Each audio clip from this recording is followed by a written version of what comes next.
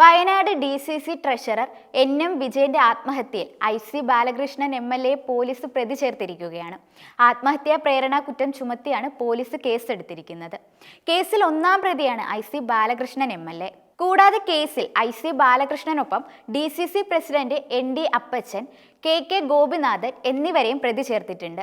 സഹകരണ ബാങ്കിലെ നിയമനക്കോഴ ഇടപാടുമായി ബന്ധപ്പെട്ട് നിർണായക വിവരങ്ങൾ പോലീസിന് ലഭിച്ചതോടെയാണ് ആത്മഹത്യാ പ്രേരണ കുറ്റം ചുമത്തി FIR രജിസ്റ്റർ ചെയ്തത്. കഴിഞ്ഞ ദിവസം NM വിജയന്റെ ആത്മഹത്യാക്കുറിപ്പ് പുറത്തു വന്നിട്ടുണ്ടായിരുന്നു. ഇതിൽ IC ബാലകൃഷ്ണൻ MLAയുടെയും വയനാട് DCC പ്രസിഡന്റ് ND അപ്പച്ചന്റെയും ഉൾപ്പെടെയുള്ള പേരുകൾ ഉണ്ടായിരുന്നു. കത്തിൽ പേര് പരാമർശിച്ചവരെ പോലീസ് ഉടൻ ചോദ്യം ചെയ്യും. ഇതോടെ പുതിയ രാഷ്ട്രീയ വിവാദം ഉടലെടുത്തു. IC ബാലകൃഷ്ണൻ MLA രാജിവെക്കണമെന്ന് ആവശ്യപ്പെട്ട് CPM പ്രക്ഷോഭം കടുപ്പിച്ചു.